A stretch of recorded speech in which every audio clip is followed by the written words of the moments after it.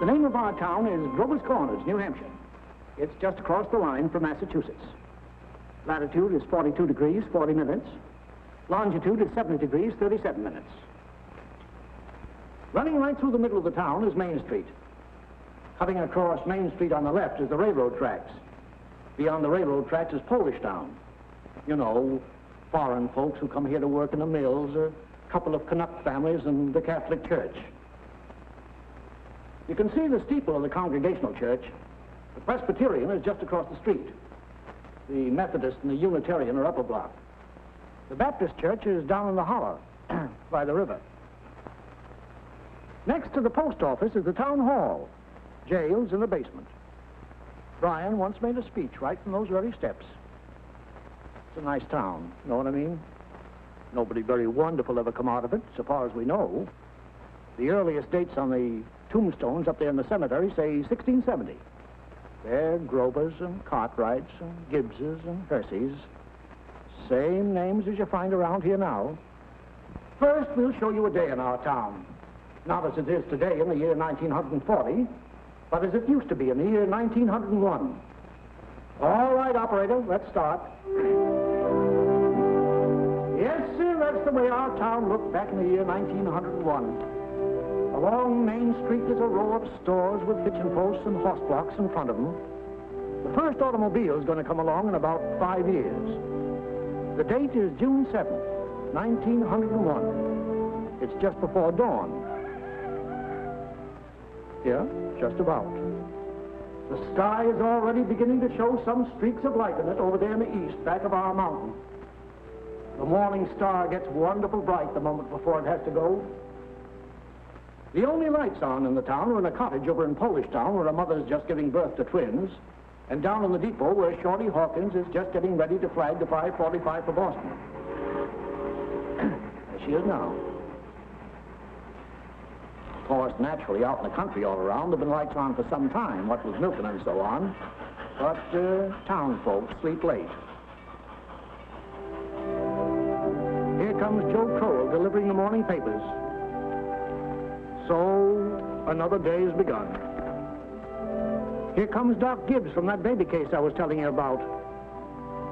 And this is Doc Gibbs' house. His neighbor is Editor Webb. There's Mrs. Gibbs coming downstairs to get breakfast. Later on, about 1910, she's going out to visit her daughter Rebecca in Canton, Ohio. Mrs. Gibbs is going to die there. Pneumonia. But she's going to be brought back here, and she's going to be buried in the cemetery right here in our town with a whole mess of Gibbses and Percys. In our town, we like to know the facts about everybody. And there's Mrs. Webb coming downstairs to get her breakfast, too. Mrs. Webb was a Grover before she married Editor Webb. Yeah. Children, time to get up. George, Rebecca, Emily, time to get up. Wally, 7 o'clock. Hello, Missy.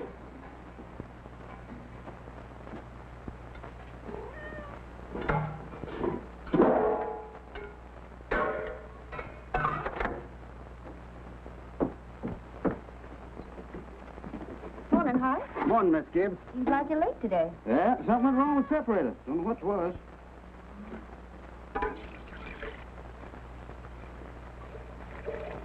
Baby. Thanks, Hart.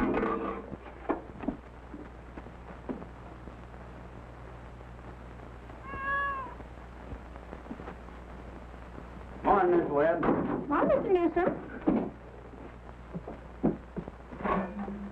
Mighty fine day. Yeah. How's Mrs. Newsom? Good.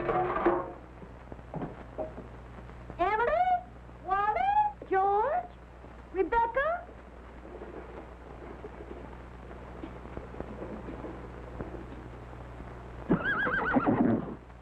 Come on, get up. Bessie, come on. What's the matter with you? Oh, they've quit taking milk. Now, come on. Morning, Howie. Come on. Morning, Doc. Come Bessie on. acting up? She's all mixed up about the route ever since the Lockhart stopped taking a quart of milk a day. Short to leave McCourt just the same. Keeps scolding me the whole trip. Somebody sick? Twins over at Mrs. Goloslavsky's. Oh, twins. This town keeps getting bigger every year. Come on. Now, come on, Betsy. Morning, Doc. Morning, Joe. Want your paper now? Yeah, I'll take it. Anybody been sick, Doc? No, twins over in Polish Town. Joe, I see your teacher, Miss Foster's going to get married. Yes, sir, to a fellow over in Concord. Declare. How do you boys feel about that? Well, of course, it ain't none of my business, but I think if a person starts out to be a teacher, she ought to stay one. How's the need, Joe? Fine, Doc. Never think about it at all. Only like you said, it always tells me when it's going to rain. What's the telling of the day? Gonna rain? No, sir. Sure? Yes, sir. He never makes a mistake? No, sir. Doc, Joe? I want to tell you something about that boy, Joe Crowell. Joe was awful smart, so he got a scholarship to Boston Tech. Yes, gonna be a great engineer, Joe was. But the war broke out, and he died in France. All that education for nothing. Everything all right, Frank? Yes. I declare he's his kittens. Children, hurry up. George, Rebecca. Bacon will be ready in a moment. Sit down and drink your coffee.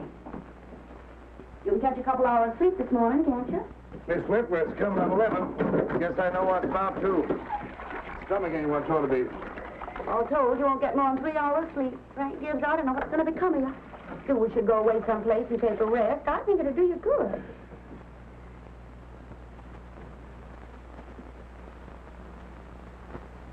Children, hurry now. Emily, Wally. I declare you have to speak to George. Seems like something's come over him lately. He's no help to me at all. Can't even get him to cut me some wood. Is he sassy to you? Just whines. All he thinks about is that old baseball. Hmm. George, Rebecca, you'll be late for school. George! George, look sharp. Yes, Boss. Don't you hear your mother calling you? Guess I'll go upstairs and catch 40 winks. Ma, what dress shall I wear? I washed and ironed the blue gingham for you, special. Oh, Ma, I hate that dress. Oh, hush up. Every day I go to school dressed like a sick turkey. Why, Rebecca, you always look very nice. Ma, Journey's throwing soap at me. I'll come up and slap the both of you. That's what I'll do. Hurry up, children. After 7 o'clock. Now, I don't want to call you again.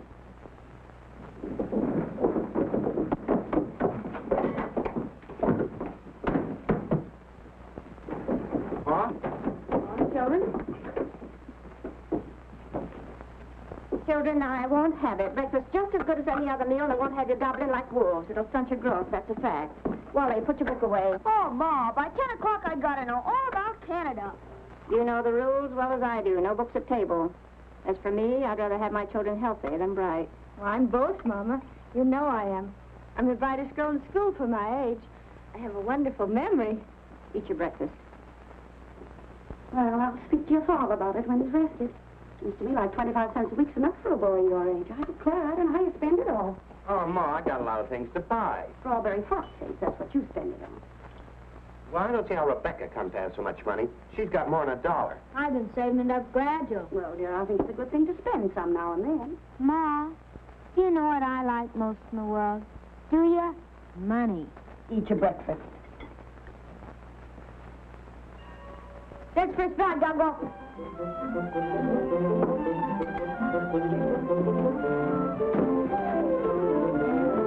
That's Wally.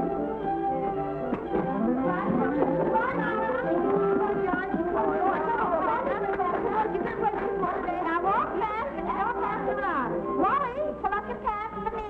Rebecca, give me Foster my best congratulations. Can you remember that? Rebecca, pick up your feet.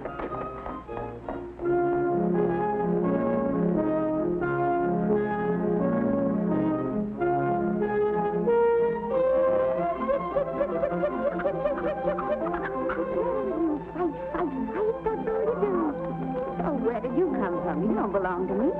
What you so scared of? Nobody's gonna hurt you. Morning, Julia. Morning, Myrtle. How's your cold? Oh, still got that tickling feeling in my throat. Told Charles I didn't know as I'd go to choir rehearsal tonight. Ever try singing over your voice? Yes, but somehow I can't do that and stay on key. Beans have been good this year. Let me help you. I've tried to put up 44th, but it kills me. Children say they hit 'em, but I notice they manage to get 'em down all winter. Myrtle, I got to tell you something. If I don't tell somebody, I'll burst. Julia Gibbs, one of those second-hand furniture men from Boston, came to see me last Friday. First, I thought it was a patient waiting to see Dr. Gibbs, but he wormed his way right into my parlor. Myrtle Webb, he offered me $350 for Grandmother Hershey's highboy as I'm sitting here. Well, you're going to take it, aren't you? You don't know, $350? Well, what's come over you? Well, if I could get the doctor to take the money and go away someplace on a trip, I'd sell it like that. You know, it's always been the dream of my life to see Paris, France.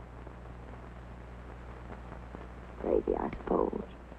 For years, I've been promising myself if we ever had the chance. How's Doctor feel about it? Well, I did beat about the bush. Well, I said if I ever got a legacy, that's the way I put it, I'd make him take me. What'd he say?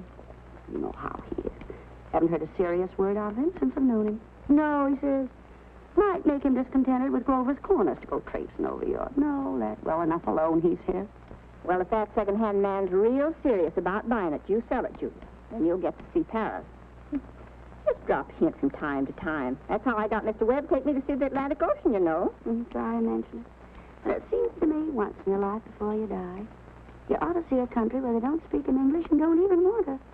That'll do, ladies. Thank you very much. Now we'll skip a few hours.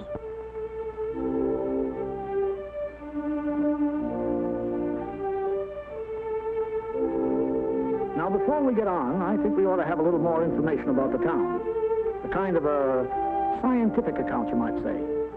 So I've invited Professor Willard of our state university to come here and kind of sketch in a few details of our past history.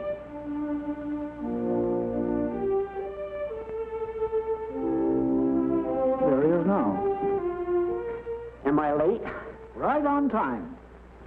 May I introduce Professor Willard of our state university? Now, just a few brief words, Professor. Unfortunately, our time's limited. Yes, let me see. Grover's Corners. Grover's Corners lies on the old Pliocene granite of the Appalachian Range. I might say that's some of the oldest land in the world. We're very proud of that around here. Some highly interesting fossils have been found.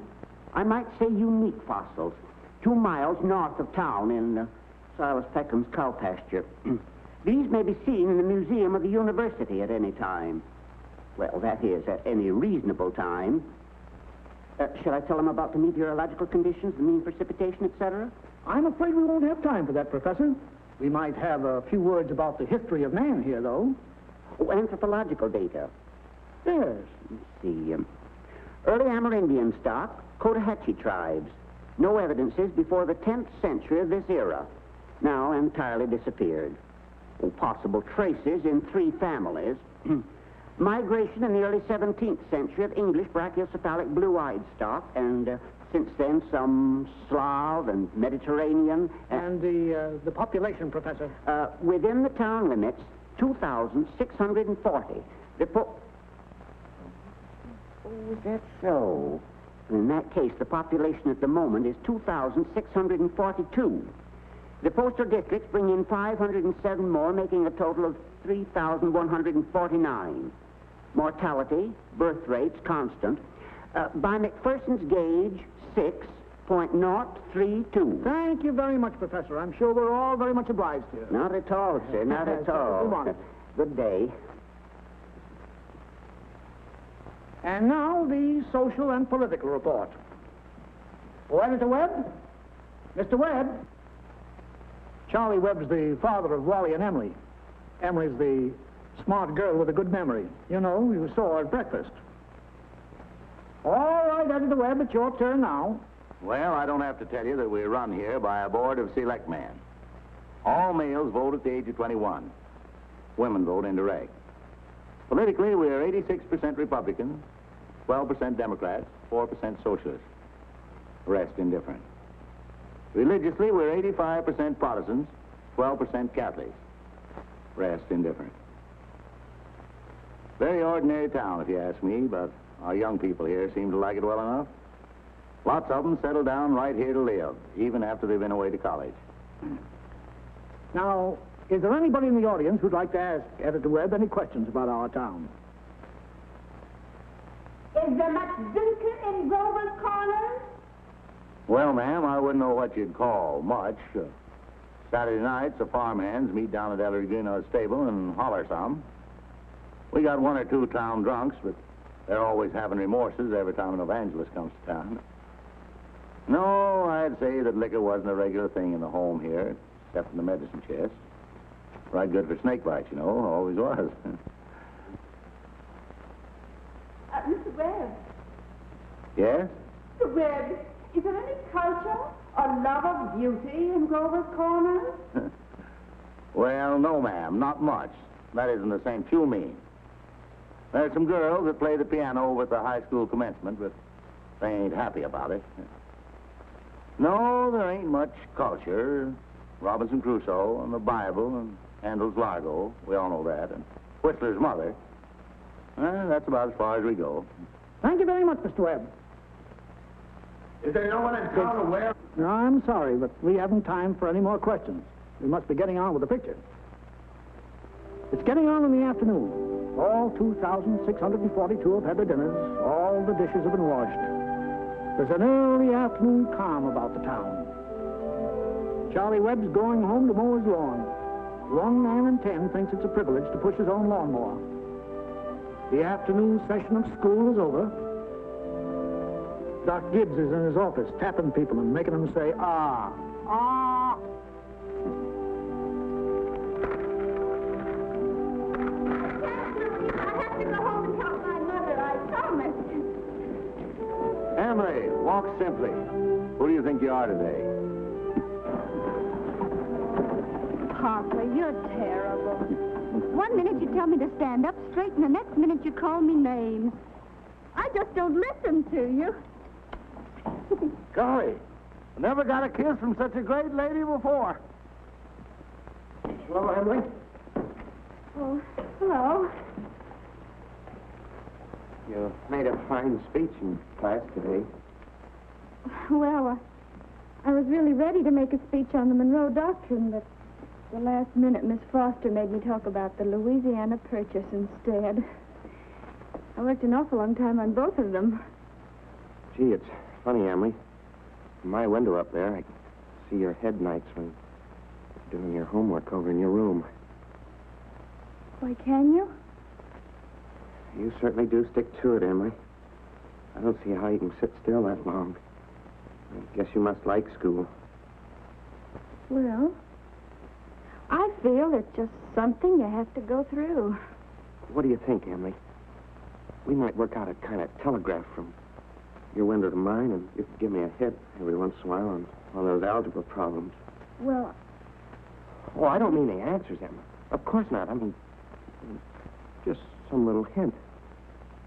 oh, I think hints are allowed, so if you get stuck, George, just whistle to me, and I'll give you some hints.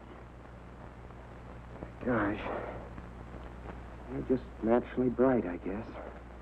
Well, I figure it's just the way a person's born. Yeah. But you see, well, I want to be a farmer, and my Uncle Luke says is whenever I'm ready, I can come over and work on his farm. And if I'm any good at all, I can just gradually have it. You mean the house and everything? Oh, yeah.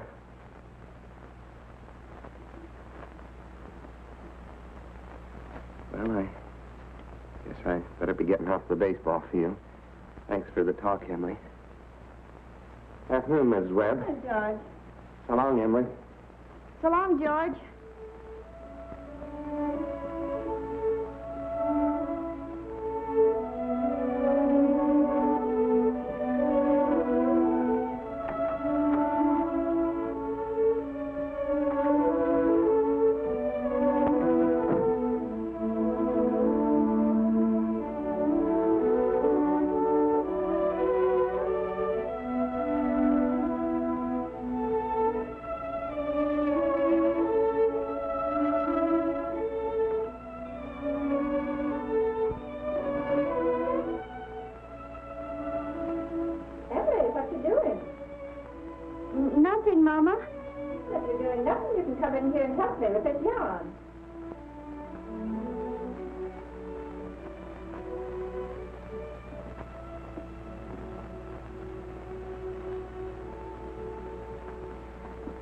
Well, George Gibbs let himself have a real conversation, didn't he? He's grown up.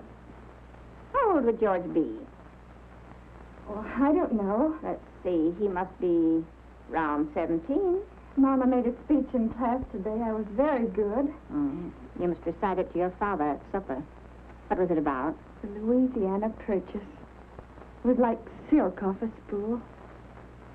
I'm going to make speeches all my life. You're holding it too tight, Emily. Yeah, better. Mama, Hmm? will you answer me a question? Serious? Seriously, dear, not serious. Seriously, will you? Of course I will. Mama, am I good looking? Of course you are. Both my children have got good features. Be ashamed if they hadn't. Oh, Mama, that's not what I mean. What I mean is, am I pretty? I've already told you yes. Now, that's enough of that. You got a nice, young, pretty face. Never heard such foolishness. Oh, Mama, you never tell us the truth about anything. I am telling you the truth. Mama, were you pretty? Yes, I was, if I do say it. I was the prettiest girl in town next to Mamie Cartwright. Oh, but Mama, you've got to say something about me. Am I pretty enough to get anybody? Well, to get people interested in me. Emily, you make me tired. Now stop it.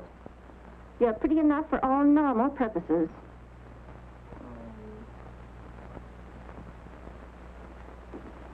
It's evening. You can hear the choir practicing in the Congregational Church. The children are all home doing their schoolwork.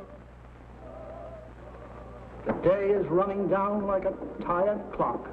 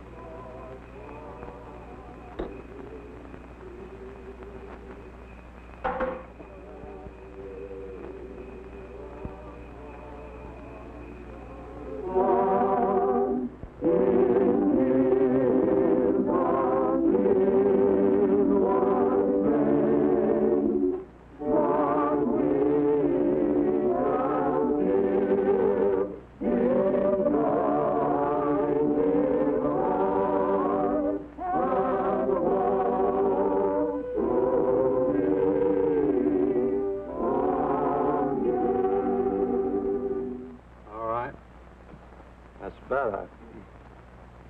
It ain't no miracle. Now do it again.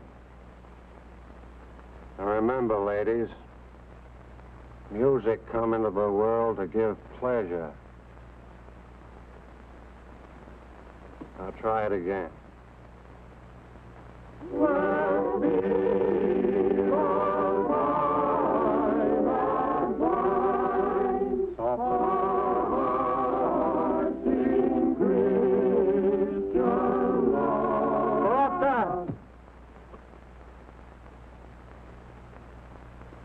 Listen, everybody. Get it out of your minds that music's only good when it's loud. You leave loudness to the Methodists. You couldn't beat them, even if you wanted to. Once again now, art thou weary? Art thou languid? It's a question, ladies and gentlemen. Make it talk. Oh, and remember, on Sunday, take the second verse real soft. Sort of die out at the end. Ready?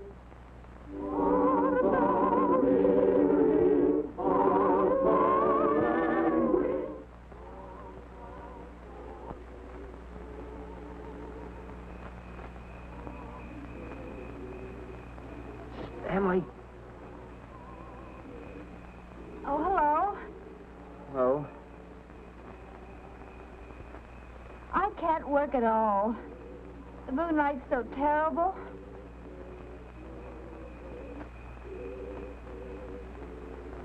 Emily, did you get the third problem? Which? The third. Oh, yes, George. That's the easiest of them all. I don't see it. Well, Emily, could you give me a hint? Well, I'll tell you one thing. The answer's in yards. In yards? What do you mean? Square yards. Oh, square yards. Well, yes, George, don't you see? Yeah. Square yards of wallpaper. Oh, I see. Square yards of wallpaper. Thanks a lot, Emily. You're welcome. My.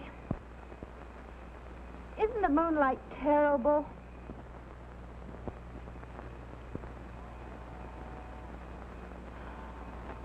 I think if you hold your breath, you can hear the train all the way to Kentucky.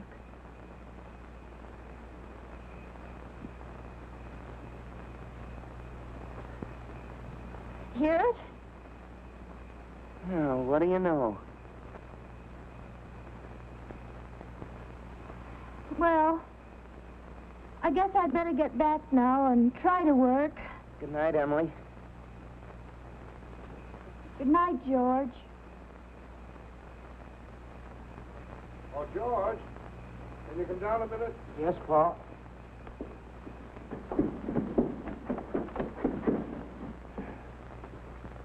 Make yourself comfortable, George. I'll only keep you a minute. George, how old are you? Me? Oh, I'm past 17. What do you want to do after school's over?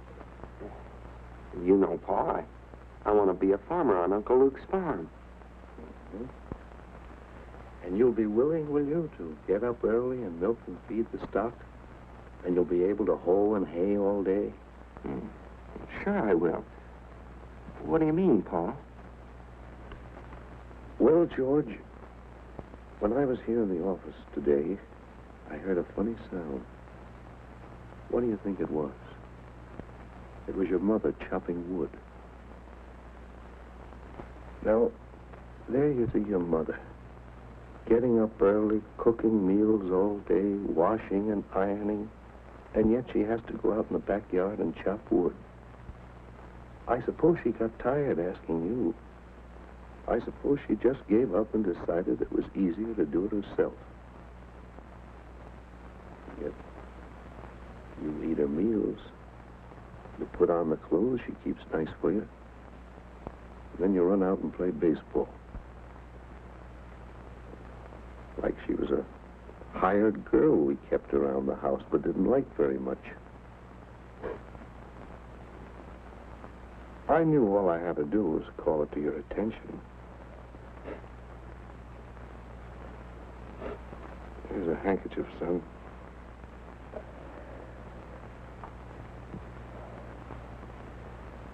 I wonder what's happened to your mother. Choir practice never was as late as this before. It's only 8:30, Paul. I don't know what she wants in that choir anyway. She hasn't got any more voice than an old crow. Traipsing around the street at this hour of the night.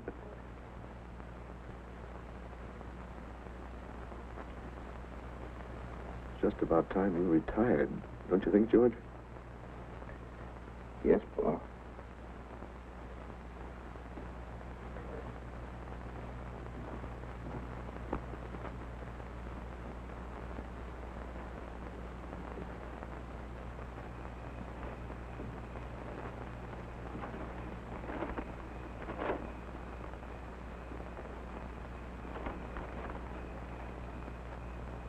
My, it's late.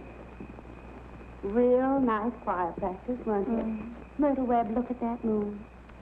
Potato weather, sure. Well, naturally, I didn't want to say a word about it in front of those others. But now we're alone. Really, it's the worst scandal that ever was in this town. What? Why, Simon Simpson. No, Luella.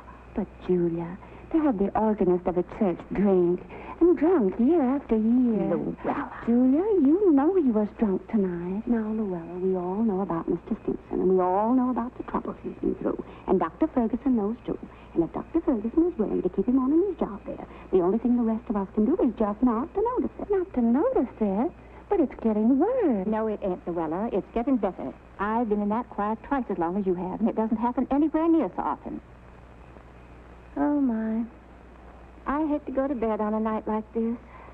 Well, good night, Luella. Good night. Good night, Julia. Night, Myrtle. You'll be at home all right, Luella? Oh, it's bright as day. I can see Mr. Soames scowling at the window now.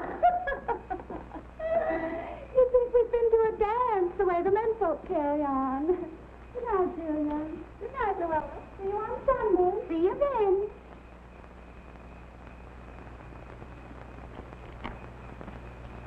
Well, we had a real good time. You're late enough. Frank ain't any later than usual. You stopping to gossip with a lot of hens. Now, don't be grouchy. Smell my heliotrope.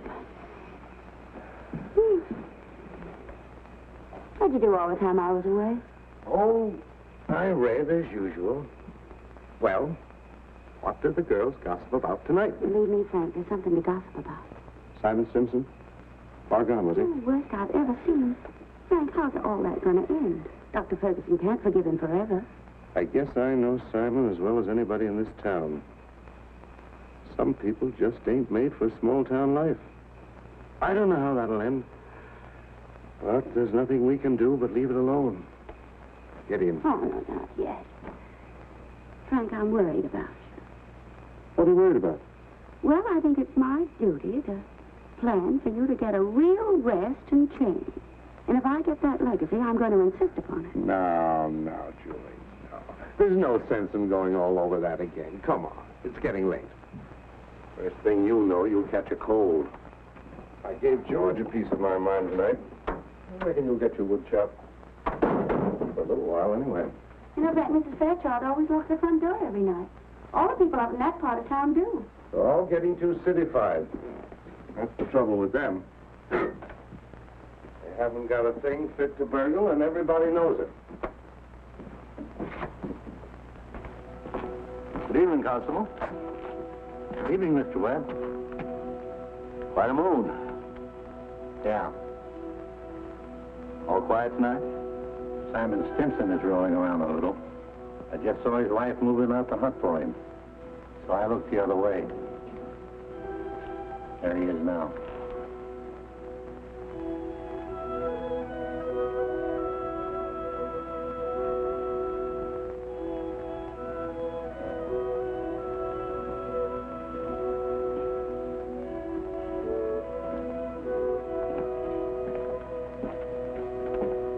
Good evening, Simon.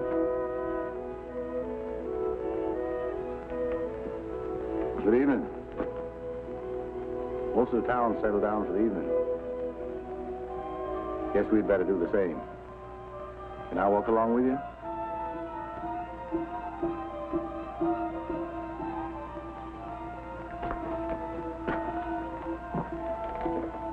Good night.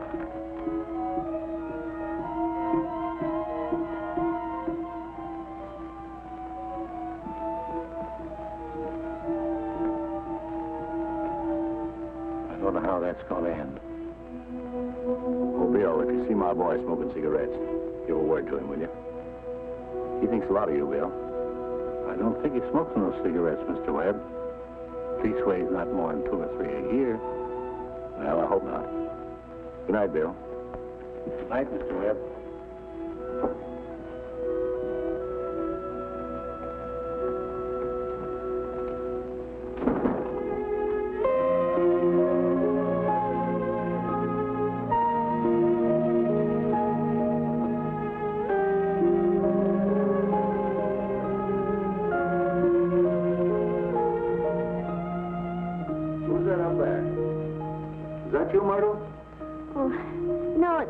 Papa? Why aren't you in bed? I don't know. I just can't sleep yet, Papa. The moonlight's so wonderful, and the smell of Mrs. Gibbs' heliotrope. Can you smell it? Yes. Having any troubles on your mind, have you, Emily? Trouble, Papa? No. Well, don't let your mother catch you. Good night, Emily. Good night, Papa.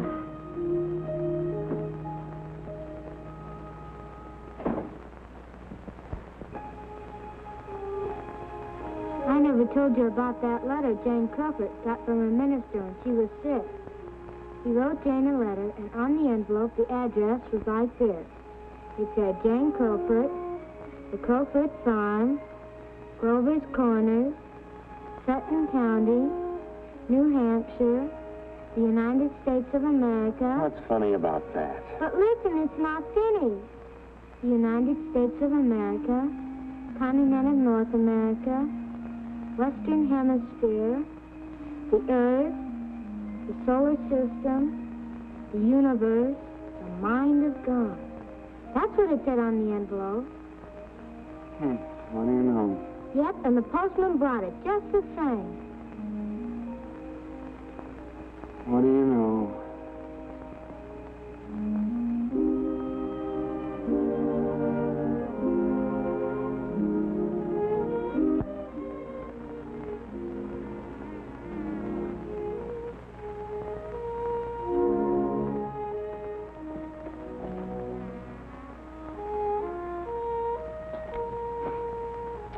Well, 3 years have gone by.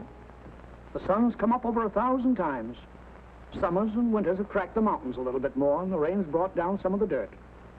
Some babies who weren't even born before have begun talking regular sentences already. And some folks who thought they were right young and spry have discovered they can't bound up a flight of stairs the way they used to without their hearts fluttering a little. All that can happen in 1,000 days. Nature's been pushing and contriving in other ways, too. A number of young people fell in love and got married. Most everybody in the world gets married. In this town, there aren't hardly any exceptions. Most everybody climbs into the grave married. What you've seen was called the daily life. Let's call what you're going to see love and marriage. So it's 3 years later. It's 1904. It's July 7th, just after the high school commencement. That's the time most young people jump up and get married. As soon as they've passed their final examinations in solid geometry and Cicero's orations, that's the time most young people think themselves fitted to get married. It's early morning again. Only this time it's been raining. It's been thundering and pouring. I don't know. May start in again any moment. Yeah. There's the 5:45 for Boston. And there's Cy Crowell delivering the papers like his brother before him. And there's Mrs. Gibbs and Mrs. Webb coming downstairs to get breakfast just as though this were an ordinary day. I don't have to point out to the women in the audience that both these ladies they see before them, both these ladies have been cooking 3 meals a day, one of them for 21 years and the other for 25, and never took a summer vacation.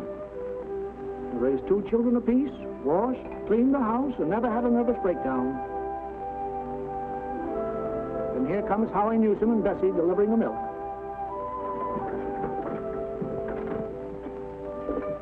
Morning, Howie. Morning, Si. Anything in the paper I ought to know? Nothing much. Except for losing about the best baseball pitcher Grover's Corners ever had. George Gibbs, huh? I don't see I'd give up a thing like that just to get married. Would you have, Howie? Can't say. Never had no talent that way. But in '95, we had a player, Si, that even George Gibbs couldn't have touched. Named Hank Todd. But he went down to Maine and become a parson. Wonderful ball player. Fine. Howie?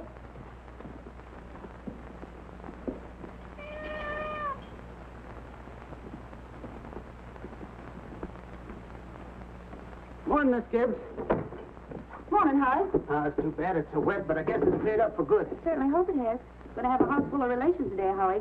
Looks like I'll need 3 of milk and 2 of cream. 3 of milk and 2 of cream. My wife says to tell you we hope they'll be happy. No, they will. Thanks a lot, Howard. Tell your wife I hope she gets the wedding. Maybe she can. She'll get there if she can. Morning, Miss Webb. Why, Mr. Newsom, told you 4 quarts, but I hope you can spare me another. Yes, ma'am. I brought you a pint of cream, too. Miss Newsom told me special to tell you how they hope to be very happy. No, they will. Thank you, Mr. Newsom, and thank Mrs. Newsom. They're counting on seeing you at the church. Yes, sir. We hope you get there all right. Wouldn't miss that.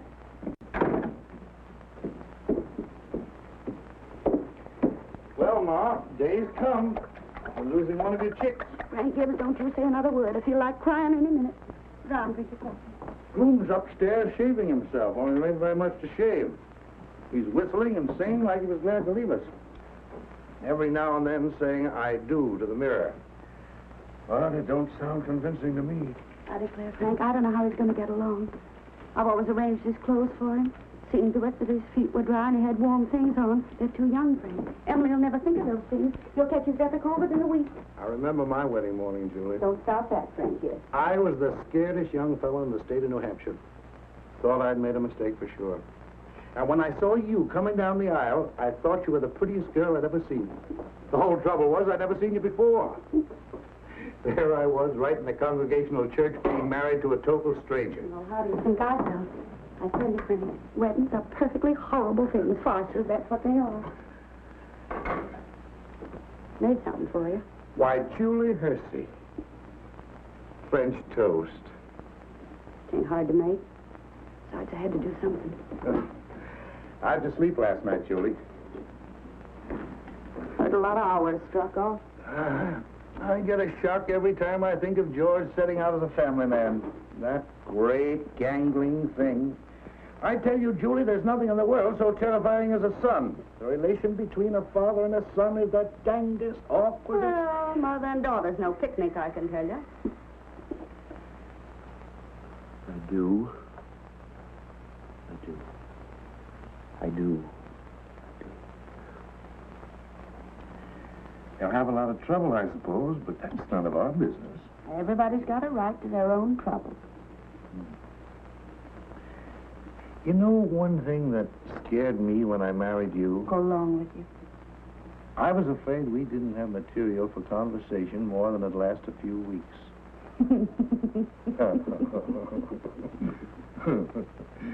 I was afraid we'd run out and have to eat our meals in silence. Well, you and I have been conversing for 20 years without any noticeable barren spells. Good weather, bad weather, tain't very choice, but I always find something to say. Did you hear Rebecca stirring around up there? No. This is the only day in the year when she isn't managing everyone's affairs up there. She's hiding in her room, and I have an idea she's crying. Land. Grace, this has got to stop. Rebecca? Rebecca, come and eat your breakfast.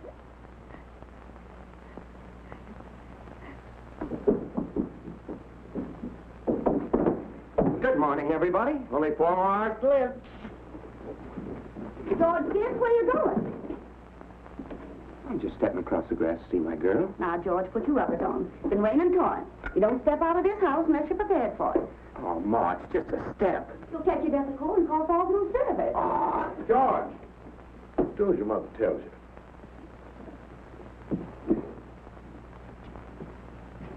From tomorrow on, you can kill yourself in all weathers. But when you're in my house, you'll live wisely, thank you. Maybe Mrs. Webb ain't used to call us at 7 o'clock in the morning. Here, have a cup of coffee first. Be back in a minute.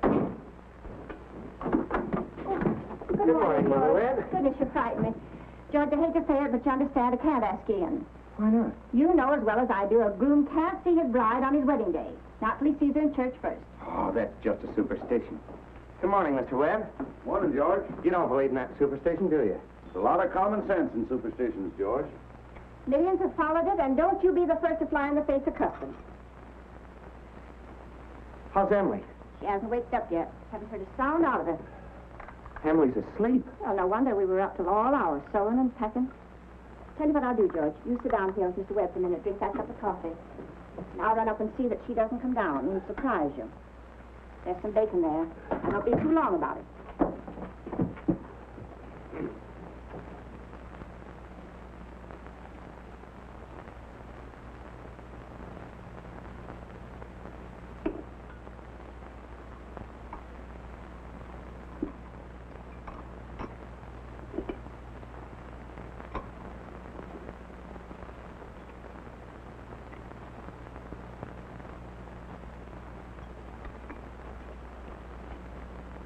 Well, George, how are you?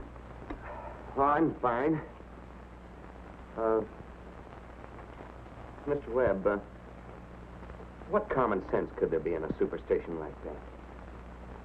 Well, George, on the wedding morning, a girl's head is full of, clothes and one thing and another. Don't you think that's probably it? Well, yes. Guess I never thought of that before. The girl's apt to be mite nervous on her wedding day. Gee, I wish a person could get married without all that marching up and down. Every man that's ever lived has felt that way, George. And it hasn't been any use.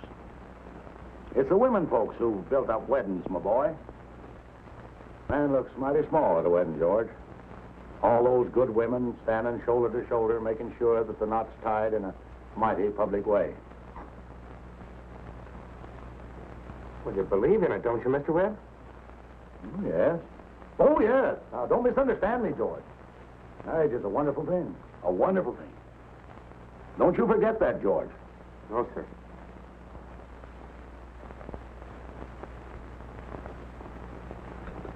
Mr. Webb, how old were you when you got married?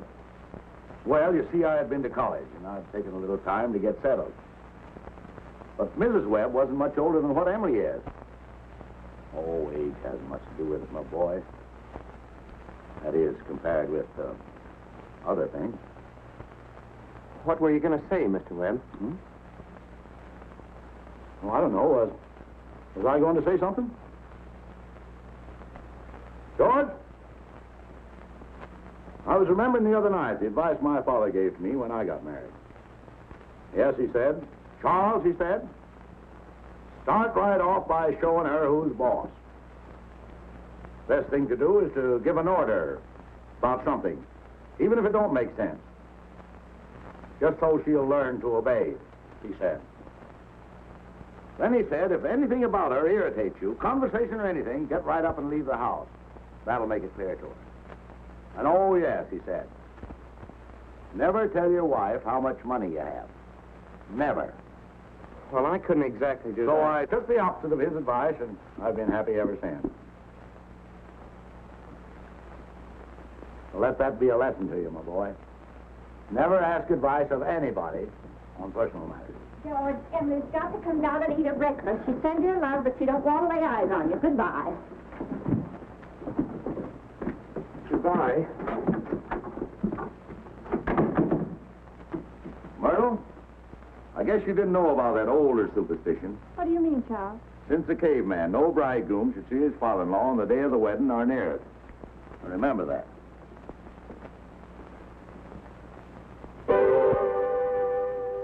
Now, before we get on with the wedding, I think we should see how it all began, this plan to spend a lifetime together. I'm awfully interested in how such big things begin. You know, you're 21 or 22, and then you're 70. You've been a lawyer for 50 years, and the white-haired lady beside you has eaten 50,000 meals with you. How do such things begin? Now, George and Emily are going to show you the conversation they had when they first knew, as the saying goes, they were meant for one another. Now, it all happened last year on the way home from school. George had just been elected president of the senior class, and Emily had just been elected secretary and treasurer. Now, you all know how important that is. Emily, can I carry your books home for you? Well, thank you. It isn't far. Bob, if I'm late to start practicing, give Herb some long high ones. All right. Awfully glad you were elected, too, Emily. Thank you. Emily, why are you mad at me? Well, I'm not mad at you. You've been treating me so funny lately. Well, since you asked me, I might as well say it right out, George. Goodbye, Miss Corcoran. Emily? Bye, Miss Cochran. George? What is it? I don't like the whole change that's come over you this last year. I'm sorry if that hurt your feelings, but I just got to tell the truth and shame the devil. Change? What do you mean? Well, up to a year ago, I used to like you a lot. I used to watch you while you did everything. Because we'd been friends for so long. And then you started spending all your time at baseball, and you never stopped to speak to anybody anymore.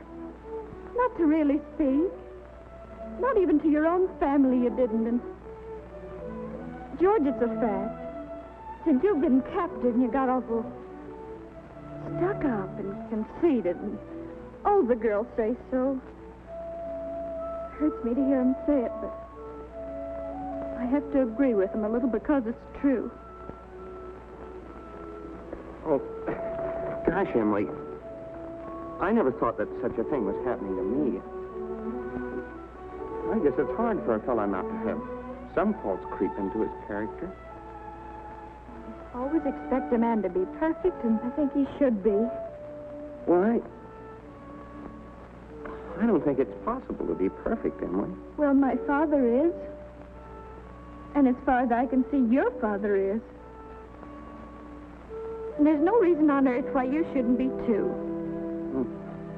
I feel that it's just the other way around. That, well, men aren't naturally good, but girls are. Well, you might as well know right now that I'm not perfect.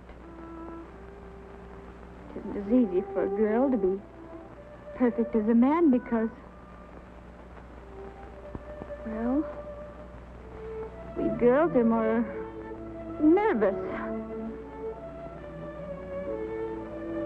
Oh, now I'm sorry I said that about you. I don't know what made me say it. Emily... Now I can see it isn't the truth at all. Suddenly I feel it isn't important anyway.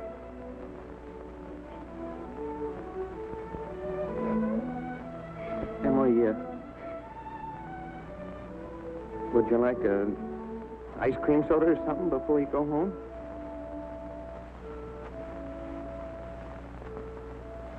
Thank you, I would. Hello, George. Hello, Emily. Oh, Miss Morgan. Well, what can I do for you? Why, Emily Webb, what you been crying about? Well, she got an awful scare, Mr. Morgan. That hardware store wagon almost ran over her. Everybody says that Tom Huckins drives like a crazy man. Well, here, let me give you a glass of water. Gracious, you look all shook up. Well, I tell you, you gotta look both ways before you cross Main Street these days. It's getting worse every year. What do you have? I'll have a strawberry phosphate, Mr. Morgan. Oh, no, Emily. Have a soda with me. Well, 2 strawberry ice cream sodas, Mr. Morgan. 2 strawberry ice cream sodas. Yes, sir. Yes, sir, I want to tell you something. There are 275 horses in Grover's Corners this very moment I'm talking to you. State inspector was in here yesterday. Now with all these automobiles coming along, looks to me like the only safe place to stay was the home. Gracious, I can remember the time when a dog had run out into the main street all day long without anything coming along to disturb him. There you are. Howdy, Mrs. Ellis. What can I do for you? got a prescription. Yes? Well, let's see. Shouldn't take long to fill that. You just sit down here. Be with you in just a minute. So expensive. No, Emily, don't you think about that. We're celebrating our election. Emily, I want to ask you a favor. What? If I go away to State Agricultural College next year, will you write me a letter once in a while? I certainly will. I certainly will, George. It certainly seems like being away 3 years, you'd get out of touch with things. Maybe letters from Grover's Corners won't seem so interesting after a while. Grover's Corners isn't a very important place when you think of all New Hampshire, but I think it's a very nice town. Oh, well, the day wouldn't come when I wouldn't want to know everything about our town. Well, I know that's true, Emily. Well, try to make my letters interesting.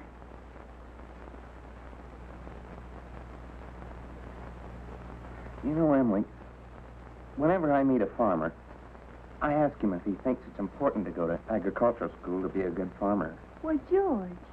Yeah, and some of them even say it's a waste of time. And well, you can get all that stuff anyway in the pamphlets the government puts out. Well, Uncle Luke's getting pretty old, and he's about ready for me to start taking over his farm. Tomorrow, if I could. Oh, but, George, maybe it's important for you to go and learn all that about cattle judging and soils and those things. Of course, I don't know. Emily, I'm going to make up my mind right now. I won't go. I'll tell Pa about it tonight. But, George, you don't have to decide right now. It's a whole year away.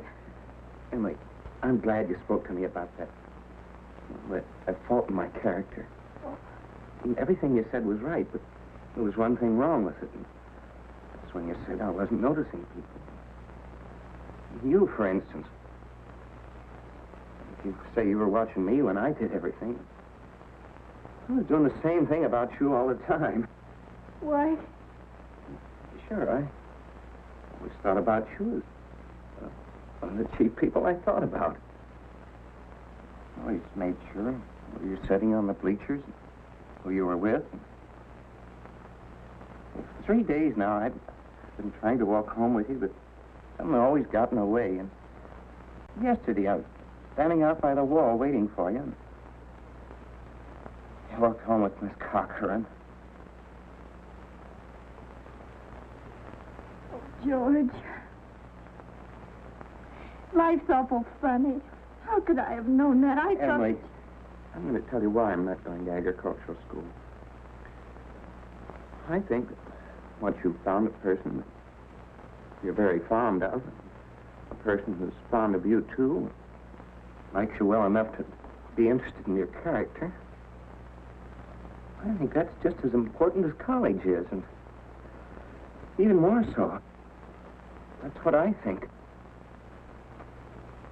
I think it's awfully important, too. Emily? Yes, George? Emily, if I do improve and make a big change, would you be... I mean...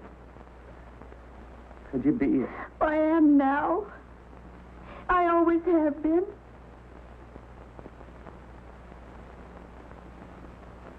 So I guess this is a pretty important talk we've been having. Yes. Yes.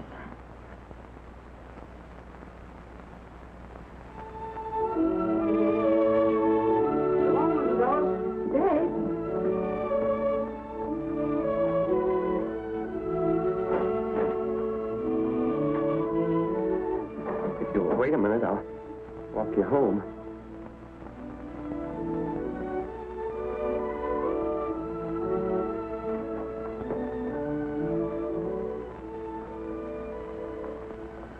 Mr. Morgan. Yes? I'll have to go home and get the money to pay you for this. Why, George Gibbs, do you mean to tell me that But, you... Mr. Morgan, I had a reason. Look, I'll leave my gold watch with you until I get back. No, you keep your watch, George. I'll trust you. But I'll be back in 5 minutes. I'll trust you for 10 years, George. Not a day more, though.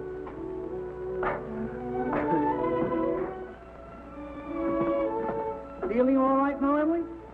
Oh, yes. Thank you, Mr. Morgan. It's nothing. I'm ready.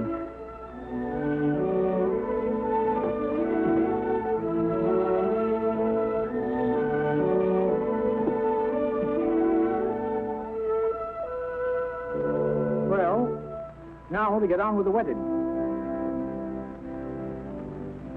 There's a lot of things to be said about a wedding. We can't get them all into one wedding, naturally. Especially not a wedding in Grover's Corners, where weddings are mighty short and plain. People think a lot of thoughts during a wedding. The bride, the groom, the relatives and the guests, and even the minister. Yes, a lot of thoughts go on during a wedding.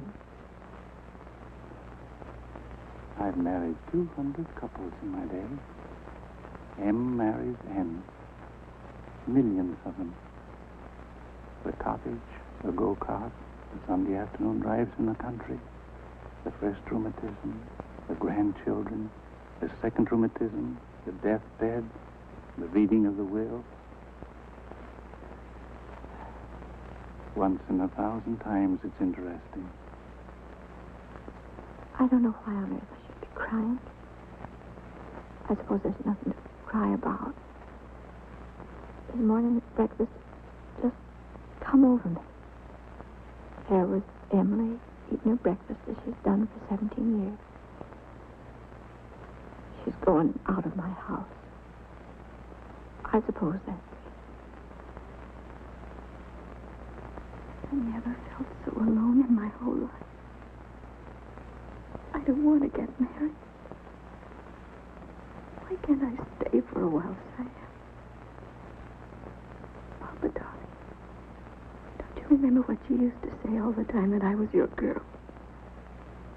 I don't want to get married.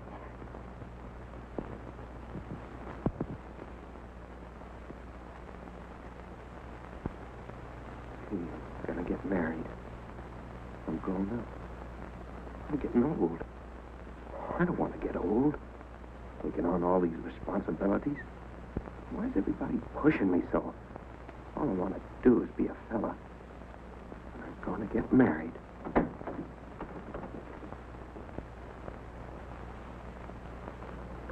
Cheer up, Ma. I'm getting married. Come on, Ma. Now, Ma, you say Thursday night. Emily and I'll be over for supper every Thursday night. You'll see. Come on, Ma. We've got to get ready for this. Got the ring? Oh, yes, sir. Come on.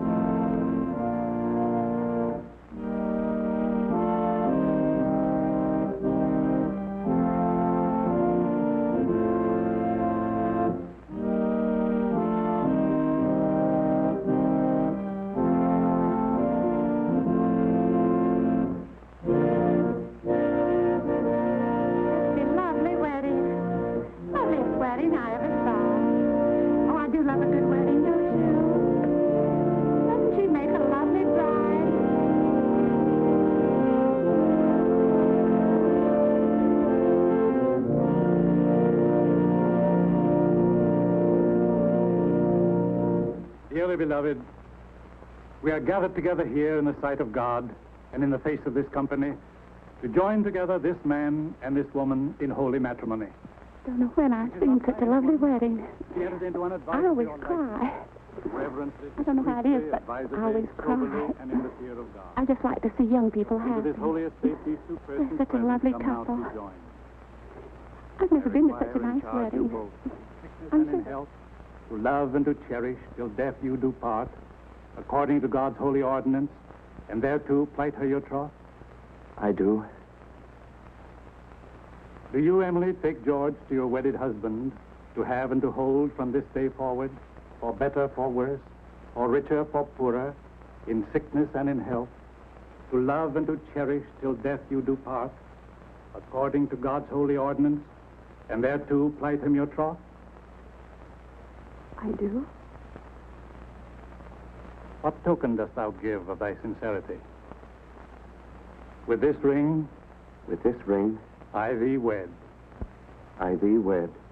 For as much as George and Emily have consented together in holy wedlock, and have witnessed the same before God and this company, and have declared the same by giving and receiving a ring, I pronounce that they are husband and wife. Amen.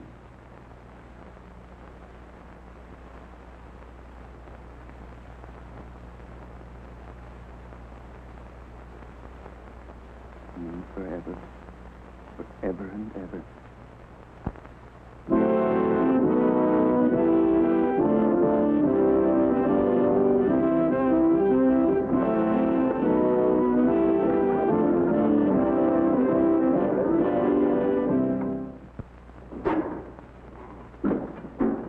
Hey, your first come on, like usual. Hey, you, Holly.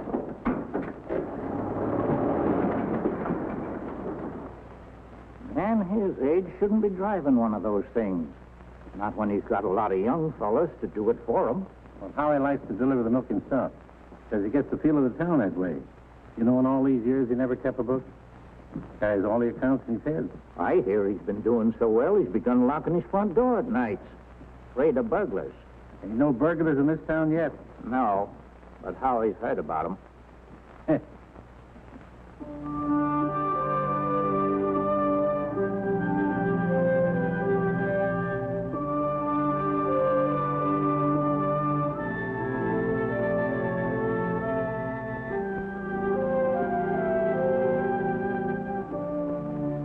This time, 9 years have gone by, friends.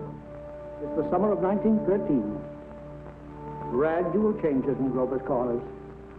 Horses are getting rarer. Farmers are coming into town now in Fords. Still, you'd be surprised, though, on the whole. Things don't change much around here.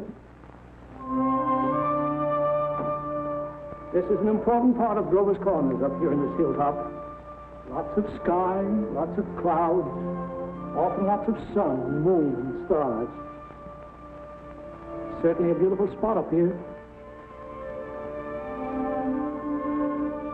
I often wonder why people want to be buried in Woodlawn or Brooklyn when they might pass the same time up here in New Hampshire. Over here are the old stones, 1660, 1670. Strong-minded people who come a long ways to be independent. Over here are some Civil War veterans. Iron flags on their graves. New Hampshire boys. They had a notion that the Union ought to be kept together, although they'd never seen more than 50 miles of it themselves. All they knew was a name, friends. The United States of America. The United States of America. And they went and died about it.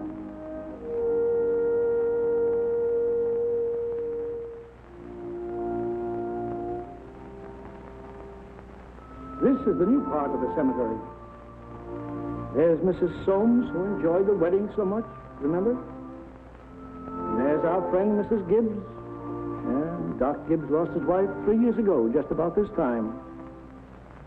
And Editor Webb's boy, Wallace, whose appendix burst on a Boy Scout trip to Crawford Notch. There's Mr. Stimson, the organist at the Congregational Church. He drank a lot, they used to say. Hung himself in the attic. They tried to hush it up, but of course it got around. He wrote his own epitaph. Ain't a verse exactly, it's just a lot of notes. I wouldn't know what it was. It was all read up in the Boston papers at the time, though. A lot of sorrows kind of quieted down up here, too. All those important things, mother and daughter, husband and wife, enemy and enemy, money and miser. All those terribly important things. The earth part kind of burns away, burns out. And what's left? What's left when memory is gone? And your identity, Mrs. Smith? Something eternal. We all know down in our bones that something is eternal, and that something has to do with human beings. All the greatest people that have lived for the past 5,000 years have been telling us that. And yet you'd be surprised how we lose sight of that fact. There's something eternal about every human being. I guess I'm thinking these thoughts today on account of our friend Emily. Another baby's expected down at that happy home we saw started. It's Emily's second. There's a little boy about 6 years old. But this time Emily's pretty sick. Doc Gibbs is going around these days with a mighty worried face.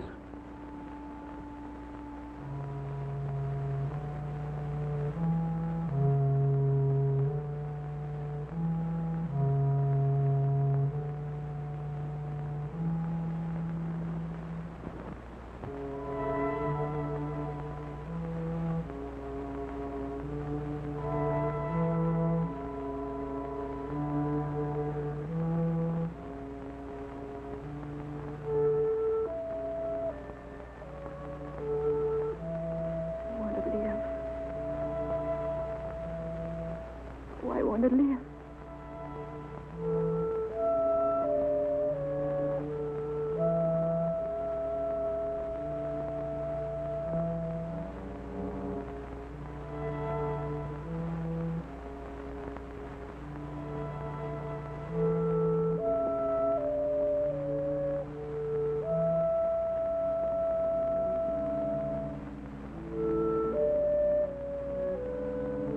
Who's coming now, Julia? My daughter-in-law, Emily Wade. What ails her? Trouble bringing a baby into the world. Why, I remember Emily's wedding. Wasn't it a lovely wedding?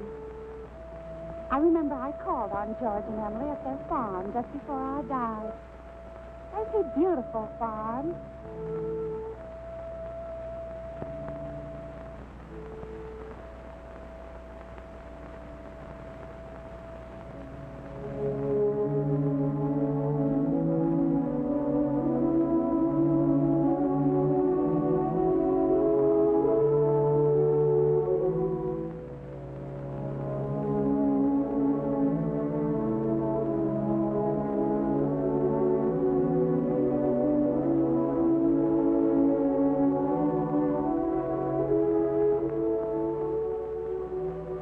Dear friends, as we gather here in the last tribute of memory to our loved one, Hello, Mother Gibb. let us remember the words of Hello, our Emily. Hello, I Emily. am the resurrection and the Hello, life. Mrs. Soames. He that believeth Hello, sis. Hello, Wally.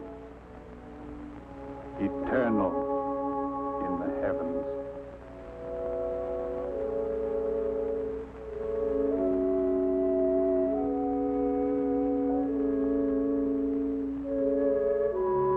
Mother Gibbs, they're going.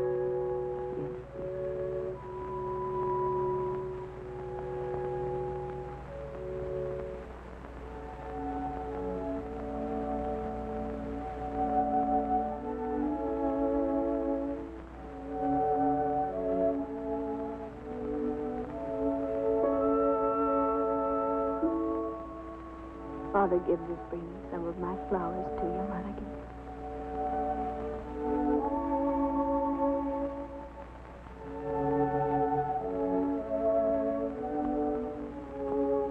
Mother Gibbs, I never realized how troubled and sad he looks. I loved him so. Father Gibbs? Father Gibbs?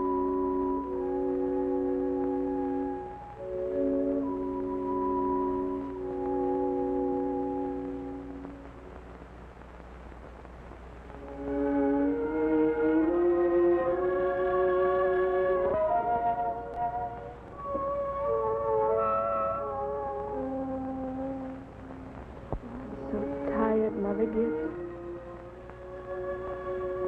Mother Gibbs, when does this feeling go away? Seems strange here. How long does it... Just wait. Be patient. How do you do, Mr. Stimson? How do you do, Emily? Mother Gibbs, George and I have made that farm into just the best place you ever saw. We thought of you all the time. We wanted to show you the new barn and a great long cement drinking fountain for the stock. We bought that out of the money you left us. I did. Mother Gibbs, don't you remember? The legacy you left us. Why, it was more than $350. Oh, yes. Yes. It won't be the same to George without you. But it's a lovely farm.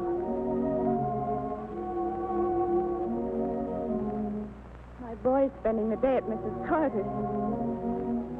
Oh, Mr. Carter, my little boy is spending the day at your house. Yes? Yes, he loves it there. Mother Gibbs, one can go back in memory and live each of those days over again. Why, just Then for a moment I was thinking about the farm. For a moment I was there. And my baby was in my arms as plain as day. Yes, but when you've been here longer, you'll realize that our life here is to forget all that. To think of what is ahead and be ready for what is ahead. But Mother Gibbs, how can I ever forget that life? It's all I know. It's all I have. One can go back and live all those days over again. I feel it. I know it. You not only live it, you watch yourself living it. I'll choose a happy day. Oh, Emily, it isn't wise. Really, it isn't. I'll choose the day I first knew I loved George.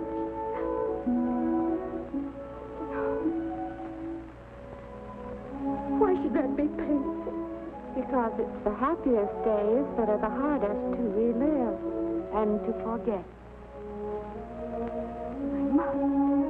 I must. Then choose an unimportant day. Choose the least important day in your life. It will be important enough.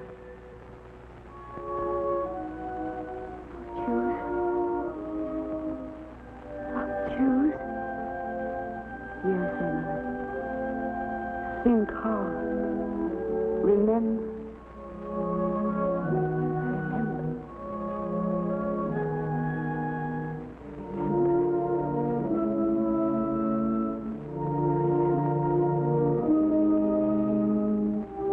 But there's Main Street. That's Mr. Morgan's drugstore before he changed. And there's the livery stable. That's the town I knew as a little girl. And look. There's the old white fence that used to be around our house. Oh, I'd forgotten that. I love it so.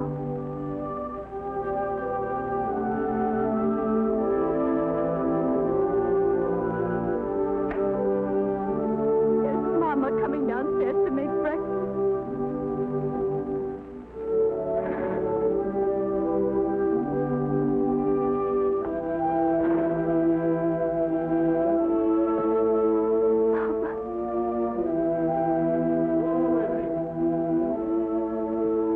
Look, there's Howie Newsom. With that Joe Crow.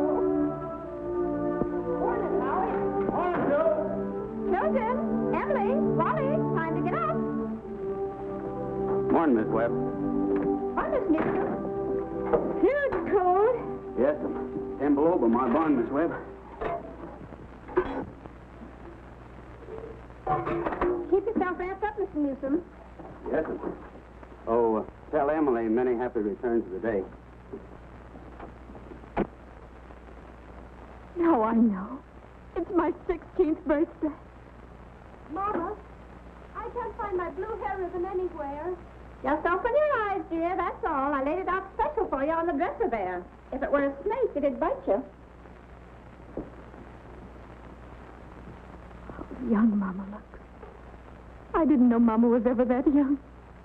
Morning, Howie. Morning, Mr. Webb. There's Pop. You're up early. Yeah, I've been back from old college, New York State, to make a speech. Any news here? Huntsville was called up this morning to rescue a Polish fellow. Darn near froze death he was. We'll put that in the paper. Morning, Mother. Well, there you are, back at last. How'd it go, Charles? Oh, fine, I guess. I told him a few things. Everything all right here? Yes, can't think of anything happened special. Been mighty cold.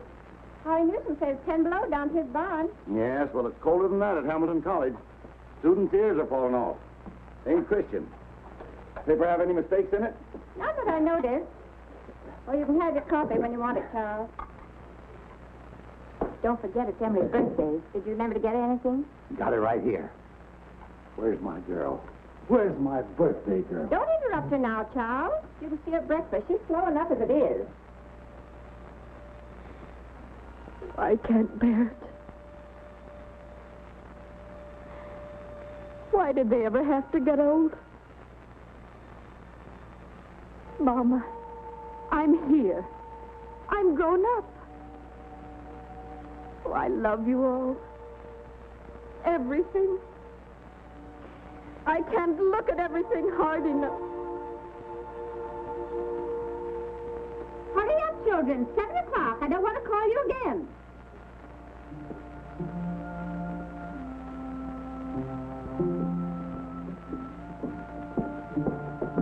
Morning, Mama. Well, now, dear. A happy birthday to my girl and many happy returns. Prize is waiting for you on the table there. Oh, Mama, you shouldn't have. Can't I? Birthday or no birthday, I want you to eat your breakfast good and slow. I want you to grow up and be a good, strong girl. That and the blue package is from your Aunt Carrie. Good morning. Good morning, George. Brought this over for your birthday, Emily. Any happy returns of the day. Thank you. It's only a photograph album. George, I'd forgotten you. Oh, it's beautiful. Oh, just an album. I'm going out to my Uncle Luke's farm today. Like it out there. George, we grew up and were married, don't you remember? Uncle Luke gave you the farm. Well, goodbye. Goodbye, and thanks. Chew this bacon good and slow. It'll help keep you warm on a cold day. Mama, just look at me for 1 minute as though you really saw me. Mama, 12 years have gone by. I'm dead. I married George Gibbs, Mama. Wally's dead, too. Mama, his appendix burst on a cabin trip to Crawford Notch. We felt just terrible about it, don't you remember? Just for a moment now, we're all together. Mama, let's be happy just for a moment. Let's look at one another. That and the yellow package is something I found in the attic among your grandmother's things. You're old enough to wear it now, and I thought maybe you'd like it. Oh, and this is from you. It's lovely. It's just what I wanted. It's beautiful. I hoped you'd like it. Wally has a present for you, too. He made his annual training class. Be sure and make a fuss over it. Your father's got a surprise for you, too. Don't know what it is myself. There he comes. Where's my girl? Where's my birthday girl? I can't, George.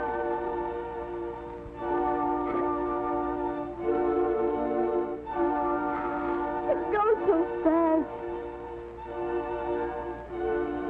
We don't have time to look at one another.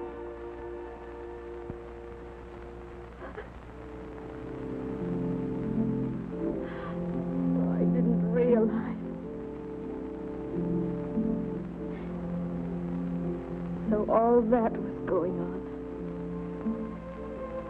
And we never noticed. First I go back to my grave. Wait.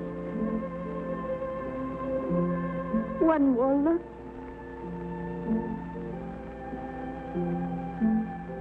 Goodbye. Goodbye, world. Goodbye, Grover's Corner.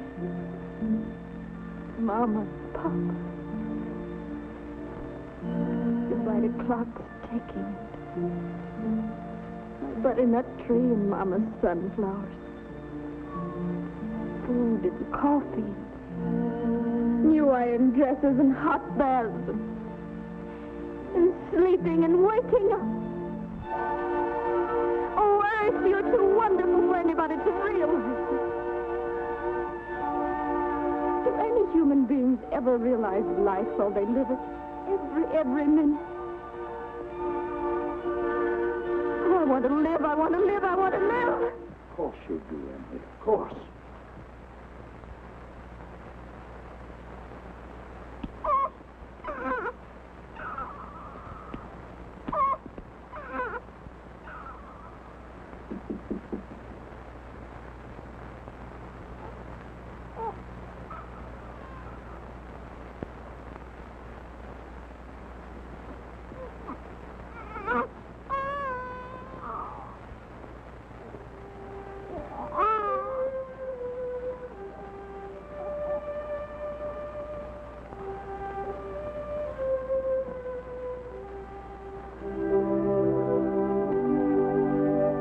everybody's asleep in Grover's Corners.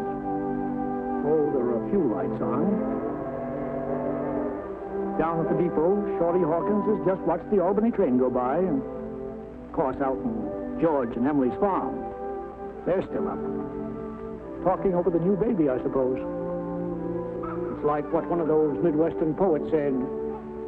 You gotta love life to have life, and you gotta have life to love life.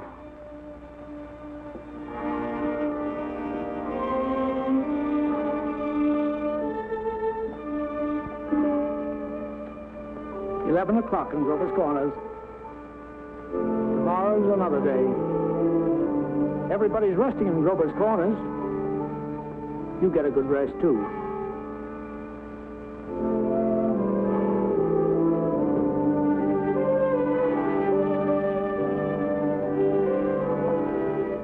Good night.